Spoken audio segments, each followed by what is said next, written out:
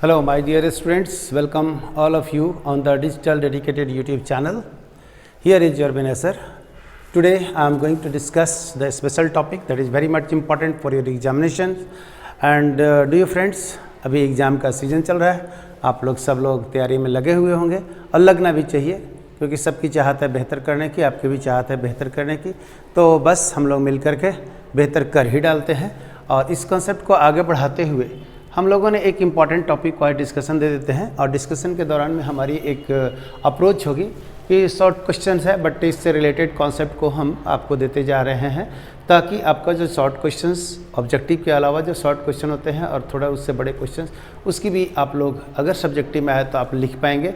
तो कॉन्सेप्ट हम यहाँ डिस्कस कर देते हैं और सब्जेक्टिव पार्ट के लिए हम अलग से 20 क्वेश्चंस हम तैयार करेंगे एंड ये वीडियो अपलोड कर देंगे just very soon so that कि you can revise and in the examination you can write all the objective and subjective questions and get 100 out of 100। तो इस मिशन के तहत हम लोगों ने पढ़ाई अपना शुरू करते हैं, तो आगे बढ़ते रहते हैं। लास्ट ईयर का पेपर को हम लोग देखते चलते हैं। टॉपिक है करंट इलेक्ट्रिसिटी का, alternating current and electromagnetic induction. This topic is very very important for your all types of the examinations. Conceptually we should be clear over here, right. तो हेनरी, यह देखिएगा पहला क्वेश्चन आपको लिखा हुआ है, henry is the unit of. तो henry is the unit of, यहाँ से ध्यान रखिएगा, एक होता है सेल्फ इंडक्टेंस, एक होता है म्यूचुअल इंडक्टेंस। दो फिनोमेना होते हैं, उसमें से जो कोफिशिएंट ऑफ सेल्फ इंडक्टेंस होता है उसको हेनरी कहते हैं और म्यूचुअल इंडक्टेंस होता है उसका भी यूनिट हेनरी ही होती है। तो सेल्फ इंडक्टेंस के लिए जो कहानी हम लोगों ने बात करते हैं, इसको एल से लिखते हैं और इसको एम से लिखते हैं। अगर दो इंडक्टेंस आपके पास एक पास रखा हुआ है तो L1 L2 इस रूल से रिलेटेड रहते हैं कब, जब दोनों का फ्लक्स 100% कपलिंग हुआ रहता है तब। It means two coils are kept very close to each other and flux are 100% link to each other, then self inductance अगर दो कॉइल का दिया हुआ है तो म्यूचुअल इंडक्टेंस भी दोनों कॉइल के बीच का वैल्यू हम लोग इससे निकालते हैं। ये इससे रिलेटेड क्वेश्चन है जो इंपॉर्टेंट है, यहाँ पे पूछा नहीं है बट इससे रिलेटेड क्वेश्चन है। सेल्फ इंडक्टेंस का मान अगर हम लोगों ने कोई कॉइल ले लेते हैं, ये देखिए कॉइल है जिसकी एरिया हमारे पास, ये एरिया ऑफ क्रॉस सेक्शन को अगर हम A मान लेते हैं और इसको हम लोग L ले लेते हैं और नंबर ऑफ टर्न को N ले लेते हैं, तो L इज इक्वल टू हम लोग लिखते हैं mu naught N square A by L। ये कहानी होती है हमारे पास। यहाँ पर अगर M दो कॉइल को हम लोग पास में रख लेते हैं, ये देखिएगा if two coils are kept very close to each other, this is N1 number of turn, this is N2 number of the turn, तो हमारे बीच म्यूचुअल इंडक्टेंस ये दोनों कॉइल के बीच की जो बात होगी, अटैचमेंट अगर फ्लक्स का होगा तो हम लोग कहते हैं M is equal to L1 L2 under root और साथ में हमारे पास जो वैल्यू होगा इसको लिखेंगे तो mu naught N1 N2 A by L ऐसे हम लोग लिख देते हैं। तो N1 N2 के टर्म में भी हम लोग म्यूचुअल इंडक्टेंस का मान लिख देते हैं। तो उम्मीद करते हैं कि ये इससे रिलेटेड आप लोग क्वेश्चंस रख लेंगे।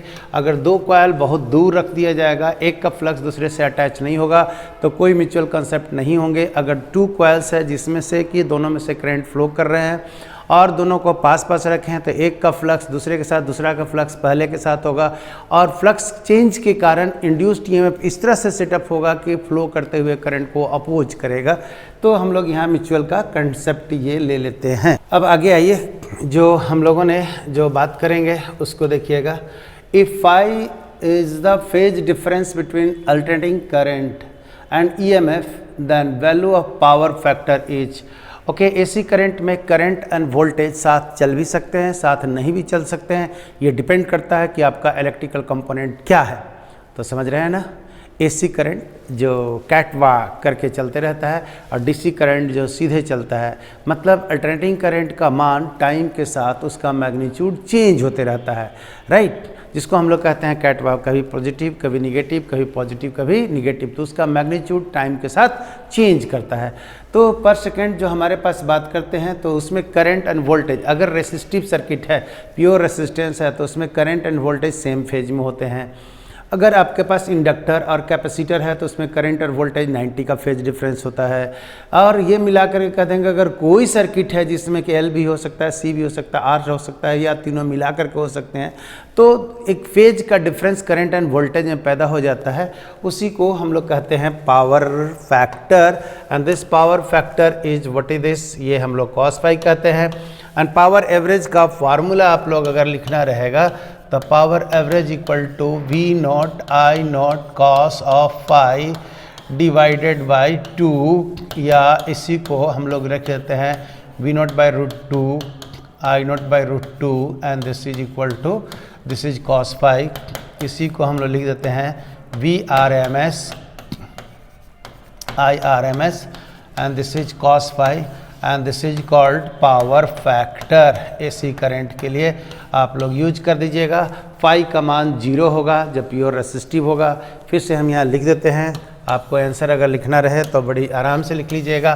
Phi equal to 0 for pure resistive circuit, pure resistive circuit, and phi is equal to pi by 2 for inductive and capacitive, inductive and capacitive, capacitive. ये देखिएगा इंडक्टिव एंड कैपेसिटिव के लिए ऐसा मान हम लोग लिख देते हैं, तो आप लोग याद रखेंगे। अगर इसी तरह से मतलब आर और सी आ गया, एल और आर आ गया, राइट भाई, एल सी आर आ गया, तो कुछ न कुछ फेज में चेंज आते हैं, तो करंट और वोल्टेज के बीच में कुछ फेज में अंतर आ जाते हैं, और उसी अंतर से हम लोगों को पावर फैक्टर कहते हैं भाई। और पावर फैक्टर का मैक्सिमम मान 1 होगा, मिनिमम मान 0 होते हैं, इतना ध्यान रखिएगा, ठीक है भाई। तो this value lies between cos phi lies between 0 and 1। अगर आपके पास रहेगा तो बहुत ही आसानी से लिखिएगा। तो ये कह रहा है the phase difference between the current and voltage in the circuit containing capacitance only, capacitance only. तो कैपेसिटेंस ओनली में अगर हम लोग नाम रख देंगे तो अभी हमने बताया 90 डिग्री का मान है। अच्छा, एक चीज़ और भी छूट गया, क्या भाई, the ratio of the peak value and RMS value of the AC current. तो पिक वैल्यू और आरएमएस वैल्यू हम अभी बात बोलेंगे। Peak value and RMS value की अगर हम लोग बात करेंगे तो एसी करंट हमने बोल रहे हैं कि 0 से मैक्सिमा, और मैक्सिमा से फिर 0, फिर 0 से मैक्सिमा बट निगेटिव साइड में, फिर निगेटिव से 0 हो जाती है। तो ये variation of the magnitude of the current with the time होता है। जो मैक्सिमम वैल्यू होता है उसको पिक वैल्यू बोलते हैं, राइट। एवरेज वैल्यू किसको कहते हैं, तो आधा साइकिल में, हाफ साइकिल में जो हम लोग वेरिएबल मैग्नीट्यूड का एक कांस्टेंट मान निकालते हैं हाफ साइकिल में ना, तो उसको हम लोग एवरेज मान कहते हैं। और फुल साइकिल में निगेटिव और पॉजिटिव वाला दोनों का हम लोग एवरेज निकालते हैं फुल साइकिल में, फुल टाइम पीरियड में, तो उसको आरएमएस वैल्यू कहते हैं। तो हम इसको यहाँ पर देखिए एक फ़ोटो बना करके कोशिश करते हैं कि आपको हम समझा दें, तो आपका ये फंडा क्लियर हो जाएगा। ये देखिएगा, आपके पास ये आपका अल्टरनेटिंग करंट है, अल्टरनेटिंग करंट है, तो ये देखिए इस तरह से आपका मैग्नीट्यूड करंट का चेंज कर रहा है। ये आपका फुल साइकिल है, एक टाइम पीरियड आपको कैपिटल लिखा हुआ है। Half average, this is your peak value, this is your peak value, और इसको हम लोग लिखते हैं आई नॉट से, आई नॉट से, राइट।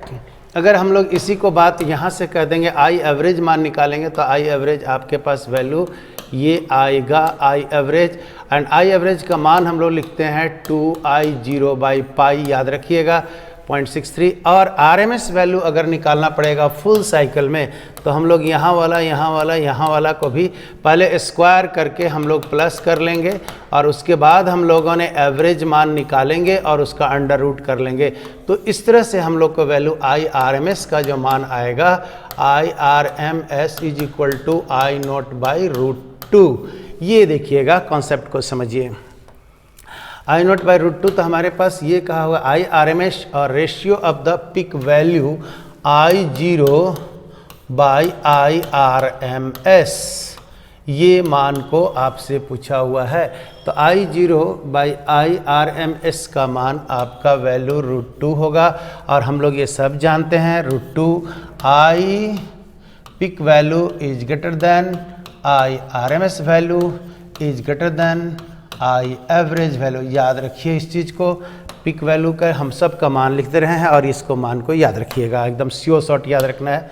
तो हम लोग यहाँ से लिख देते हैं, ये आई नॉट है greater than I R M S value I naught by root 2 होता है, एंड ये ग्रेटर होता है 2I0/π का। ओके अगर इसका हम लोगों ने मान और लिखना चाहेंगे तो ये देखिएगा I0 है, ये वाला वैल्यू 0.707 I0 हो गया। ओके और ई वाला जो वैल्यू है 0.63 I0। तो आप लोग समझ रहे हैं ना कि हमारे पास जो पिक वैल्यू होते हैं वो बड़ा है, उसके बाद आरएमएस वैल्यू फुल साइकिल का एवरेज वैल्यू निकालते हैं ना। एसी करंट जो वेरिएबल करंट है उसके करस्पॉन्डिंग कांस्टेंट करंट का मान ओवर द होल साइकिल को हम लोग आरएमएस वैल्यू कहते हैं। फिर से अगर एसी करंट है तो उसका टाइम के साथ मैग्नीट्यूड छोटा बड़ा होते रहते हैं। तो जब कभी कोई छोटा बड़ा होता है तो हम लोग एक एवरेज मान निकालते हैं। ओवरऑल फुल साइकिल में जो एवरेज वैल्यू आप निकालिएगा अल्टरनेटिंग करंट का, जो इक्विवेलेंट कांस्टेंट मान एक दे देगा, तो उसी को हम लोग आरएमएस वैल्यू कहते हैं। और फुल साइकिल में एवरेज निकालने के लिए हम लोग पहले स्क्वायर करते हैं, फिर मीन लेते हैं, फिर रूट लगाते हैं, इसलिए उसको आरएमएस कहता है। और ऐसा हम लोग अगर हाफ साइकिल में लेते हैं तो हाफ साइकिल में लेने का पर्पस आप जान ही रहे हैं कि हाफ साइकिल में लेंगे तो हमारे पास 0.63 I0। और फुल साइकिल में एवरेज इसलिए हम लोग निकालते हैं कि करंट हमें फुल साइकिल में डिफाइंड है। और अगर फुल साइकिल में सिंपली आप एवरेज मान निकालिएगा तो ये वाला प्लस ये वाला माइनस, इसीलिए ये वाला प्लस हमारे पास है, ये माइनस है, तो देखिएगा कि हम लोग को ये जीरो वैल्यू आ जाएगा। इसलिए स्क्वायर करके हम लोग मीन निकाल लेते हैं, और स्क्वायर करके मीन निकालेंगे तो ओरिजिनल वैल्यू में आने के लिए रूट ले लेते हैं, इसलिए आरएमएस वैल्यू कहलाता है। तो उम्मीद करते हैं कि ये वाला शॉर्ट में आपको काफ़ी कुछ जानकारी हो गया होगा। The unit of resistance is, ये तो वेरी सिंपल है, ये तो आपके पास सब लोग को पता है कि भैया ओम होगा, बट पेपर्स ही सब आते रहते हैं तो आप लोग लिख लीजिएगा। Transformer is an electrical device है। ट्रांसफार्मर एक इलेक्ट्रिकल डिवाइस है जो लो वोल्टेज को हाई वोल्टेज में या हाई वोल्टेज को लो वोल्टेज में बदलने का काम करता है। फिर से transformer it is an electrical device which converts low voltage into high voltage and high voltage into low voltage. इस तरह से हम लोगों को बदलने का एक कारण एक डिवाइस है इलेक्ट्रिकल। अगर आपको स्टेप अप ट्रांसफार्मर चाहिए, स्टेप अप ट्रांसफार्मर मतलब आउटपुट आपको बड़ा वोल्टेज चाहिए, स्टेप डाउन का मतलब होता है आउटपुट हमको छोटा वोल्टेज चाहिए। तो स्टेप अप और स्टेप डाउन वोल्टेज ट्रांसफार्मर हम लोग को दो तरह का ट्रांसफार्मर होता है। अगर आपको वोल्टेज बढ़ाना है, फिर से हम आपको ध्यान देते हैं, अगर आपको हाई वोल्टेज चाहिए तो सेकेंडरी जो सेकंड जहाँ से हम लोग आउटपुट लेते हैं वहाँ नंबर ऑफ टर्न ज़्यादा होना चाहिए, और स्टेप डाउन लेते हैं तो हम लोगों ने जहाँ से आउटपुट लेते हैं वहाँ नंबर ऑफ टर्न कम होना चाहिए। तो ये देखिएगा हम लोग के पास कह रहा है if N1 and N2 are the number of primary and secondary coils of a step up transformer. Step up transformer, तो स्टेप अप ट्रांसफार्मर की अगर हम लोगों ने ये बात को करेंगे, ये देखिएगा आपके पास स्टेप अप ट्रांसफार्मर है, तो स्टेप अप है तो हमारे पास यहाँ से जो टर्न होगा दिस वन, और यहाँ पर जो टर्न होगा हियर इज N1 और हियर इज N2, तो आप लोग ये कह देंगे N2 is greater then N1 step up के लिए। उल्टा कह देंगे तो स्टेप डाउन के लिए हो जाएगा, तो हमारे पास कह देंगे N2 is greater then N1, और इसी को कह सकते हैं कि N1 is less than N2। तो देखिए चॉइस में कहीं मैच कर रहा है, N1 is less than N2, yes N1 is less than N2। हमारे पास जहाँ से इनपुट देते हैं, जिस करंट जो वोल्टेज और करंट को आपको चेंज करके आउटपुट लेना है, जो हम लोग देते हैं वो इनपुट फर्स्ट टर्मिनल पे लगाते हैं, और जो हम लोग को लेना है बढ़े हुए करंट या घटे हुए करंट को या वोल्टेज चेंज वोल्टेज को, उसको आउटपुट कहते हैं। स्टेप अप में हमको अगर बढ़ाना है तो नंबर ऑफ टर्न जो हमारे पास है यहाँ बढ़ा देंगे, अगर वोल्टेज घटाना है तो नंबर ऑफ टर्न को हम लोग घटा लेते हैं। शॉर्ट में आपके पास ये कॉन्सेप्ट हुआ। आगे देखिएगा कि dimensional formula of mutual inductance is, dimensional formula of the mutual inductance, mutual inductance रहे या कोफिशिएंट ऑफ सेल्फ इंडक्टेंस रहे, आपके पास डायमेंशनल फार्मूला सेम है, और ये इंपॉर्टेंट है, और बहुत ही आसानी से आप लोग कर भी लेंगे। तो हम इसको आपको समझा दे रहे हैं। यहाँ से देखिएगा, हम लोग सब जानते हैं कि E equal to induced EM is equal to MdI/dt। ये देखिएगा MdI/dt, इसको हम लोग कहते हैं वोल्टेज। वोल्टेज को हम लोग क्या कहते हैं, work done per unit charge. ये दिस इज आपको induced EMF that is volt है। इंड्यूस्ड EMF को किस में नापेंगे, वोल्ट को। वोल्ट क्या होता है, तो work done per unit charge होते हैं। तो work done per unit charge equal to MdI/dt है। तो M is equal to W/Q, यहाँ देखिए DI, और ये आपको आ जाएगा यहाँ dt। तो अगर डायमेंशनली हम लोग बात करेंगे तो ये है m बराबर w वर्क डन है, और ये है q बाई टी, एंड ये वाला है I। अब आप लोग देखिए तो ये वाला जो है यहाँ से हम लोग ऐसे ले आ सकते हैं। तो डायमेंशनली हम लोग डी को I लिख सकते हैं, डी को I लिख सकते हैं, dt को t लिख सकते हैं, कोई दिक्कत नहीं है। वैल्यू है M L square T minus 2, and नीचे में है ये I into I, and this value comes out M L square T minus 2 और एम्पियर का पावर माइनस 2। देखिए यहाँ पर कहीं पर है M L square T minus 2 ampere to the power minus 2। This is your choice, I think so we have got it. हाँ जी, तो हमारे पास देखिएगा कुछ नहीं है, E equal to M D I by D T हम लोग कहते हैं, राइट भाई। आई सपोज कि इसमें आपको कोई डाउट ही नहीं होता है कि E equal to L D I by D T अगर सेल्फ में कहते हैं, अगर कोई कॉइल है उसमें वेरिएबल करंट अगर हम अलाउ करेंगे तो एक कॉइल में आपका जो होता है मैग्नेटिक फील्ड सतह होता है, उस मैग्नेटिक फील्ड अगल बगल वाले कॉइल को नेबरिंग कॉइल के साथ अटैच हो जाता है, और जहाँ कहीं भी कॉइल का एरिया और बी वेरिएबल मैग्नेटिक फील्ड का प्रोडक्ट मान मिलेगा उसको फ्लक्स कहते हैं। वेरिएबल फ्लक्स जहाँ भी चेंज हो जाते हैं वहाँ इंड्यूस्ड ईएमएफ होता है। और किसी भी कॉइल में अगर कॉइल से वेरिएबल करंट जा रहा है तो उसमें फ्लक्स इस तरह से चेंज करता है और ईएमएफ इस तरह से सेटअप होता है कि अपने ही जो करंट फ्लो होता है उसको अपोज करता है। तो इसी को हम लोग कहते हैं induced EMF setup in A coil in such A way that it opposes the cause by which it is produced. ये कहानी हम लोगों ने कहते हैं सेल्फ इंडक्टेंस का।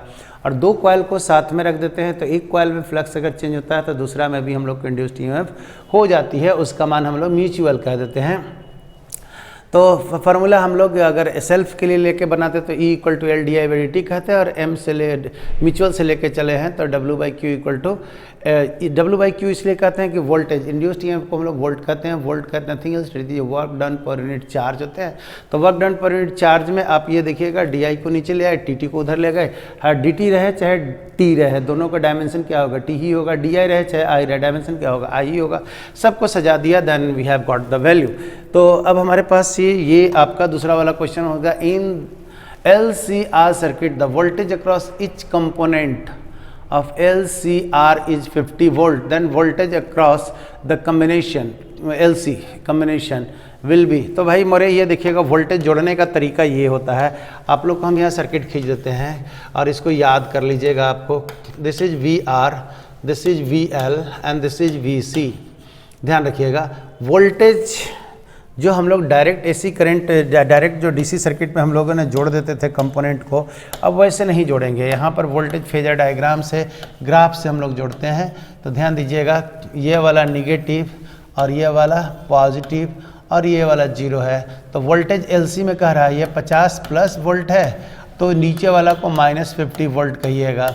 जोड़ने का तरीका ये होता है, ये देखिएगा VR square plus VL minus VC का होल स्क्वायर का अंडर रूट।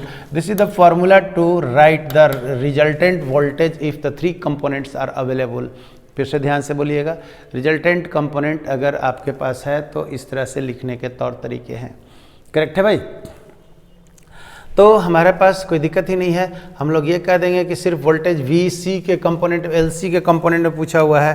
तो LC का कंपोनेंट में आप यहाँ से देखिए तो LC का कंपोनेंट में ये 50 वोल्ट है, -50 वोल्ट अगर जोड़ेंगे तो हमारे पास वैल्यू कितना आ जाएगा, this is equal to 0 volt हो जाएगा। तो इसको आप लोग याद रखेंगे, ठीक है भाई?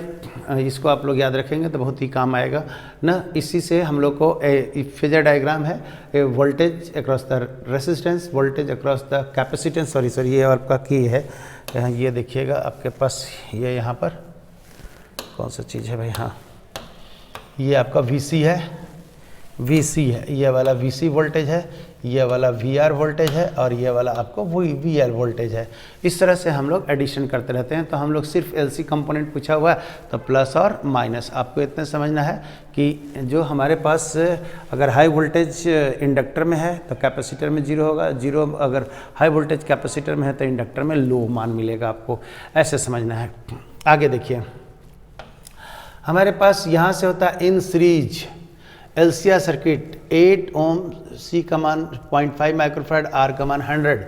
The resonant frequency of the LCR circuit is, तो आपके पास हम आपको लिख देते हैं रेजोनेंट फ्रीक्वेंसी क्या होता है। LCR सर्किट को हम लोग थोड़ा सा अगर यहाँ से बनाएंगे तो ये देखिएगा, ये है L, ये है C और ये है R, और इसको हम लोगों ने जोड़ दिया AC सोर्स से और ऐसे बना दी जाती है L, C और this is R।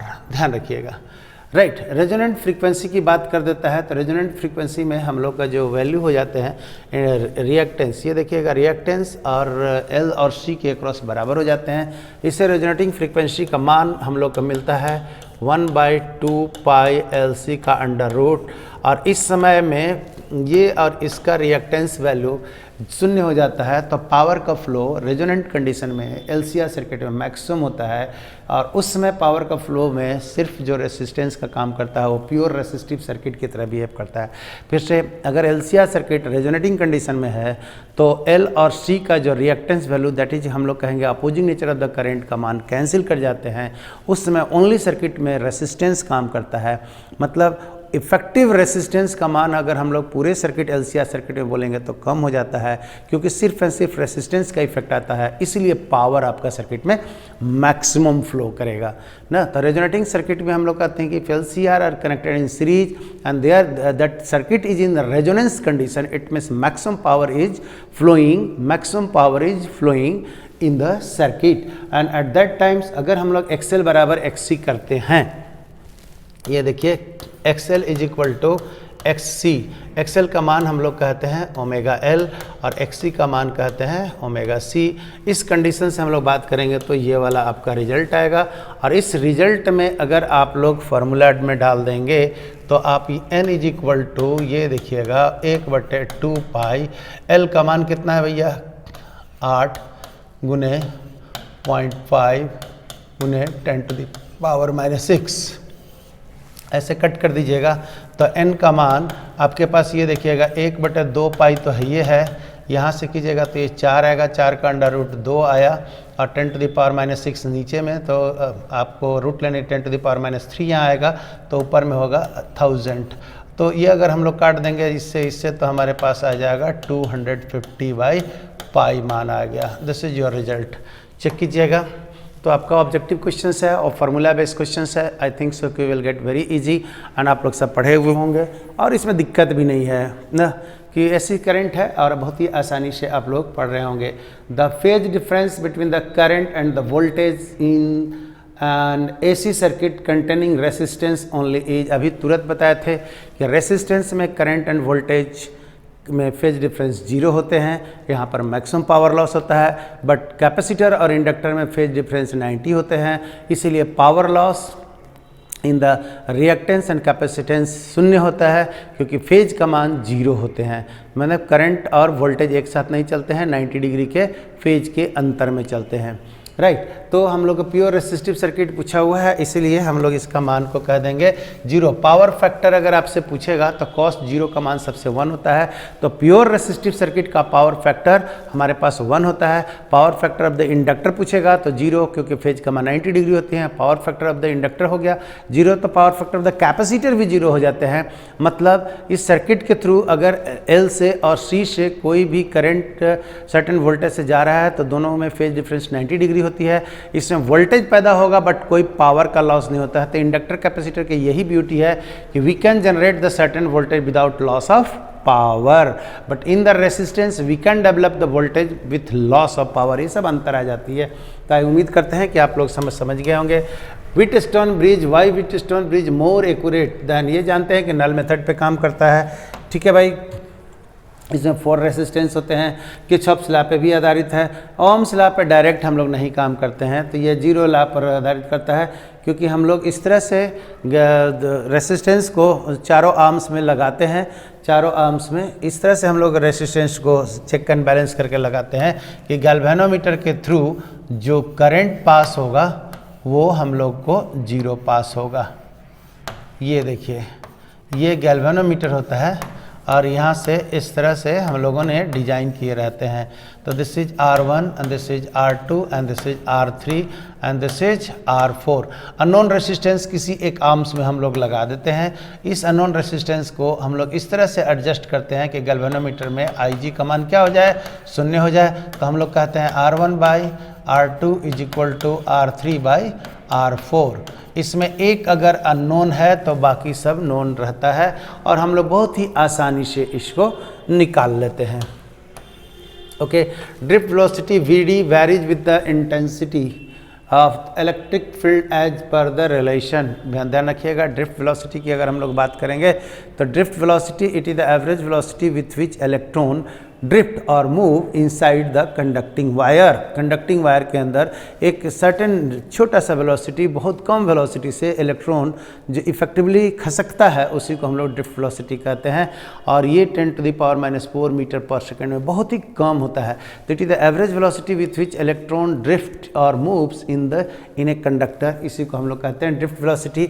And drift velocity की मान अगर हम लोग कह देंगे कि भैया कोई तार अगर ले लिए हैं, ये देखिएगा, if there is an wire और इसको अगर हम लोगों ने मेंटेन कर दिया है intensity E that is equal to applied potential by हम लोग को L कह देते हैं। तो आप यहाँ से समझिएगा, अगर ये इलेक्ट्रॉन है E और इसका मास है m, इलेक्ट्रॉन का चार्ज है E और मास कितना है m, इलेक्ट्रिक फील्ड लगा दीजिएगा ये प्लस और ये माइनस, तो इसके ऊपर फोर्स लग जाएगा E/m, तो ये हमारा एक्सेलरेशन पैदा हो जाता है। And Vd is equal to AT होते हैं। तो हमारे पास यहाँ से देखिए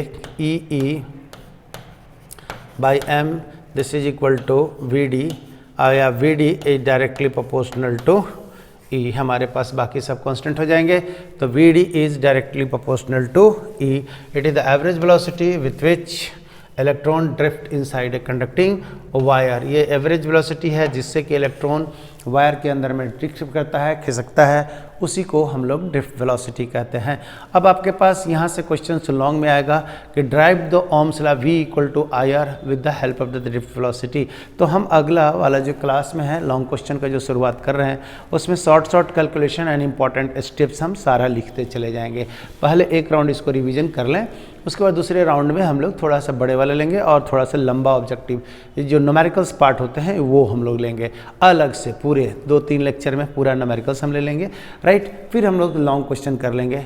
तो उम्मीद करते हैं कि इसमें जो हम लोग का टारगेट है mission topper means getting 100% marks, right. Mission और मज़े में, कोई टेंस में नहीं हो करके, ये हम लोग का टारगेट है। तो आप लोग मेरे टारगेट में बने रहें, तो उम्मीद करते हैं कि बहुत जल्द ही हम लोग को हाँ जी। तो ये 14 नंबर कहता है कि 2 parallel conducting carrying current in the same direction. तो आप लोग बहुत बार इसको पढ़ लिए हैं भाई। सेम करंट डायरेक्शन में अगर करंट हम लोग को चल रहा है तो ये देखिए ऐसे हम लोग खींच देंगे और ऐसे हम लोग खींच देंगे।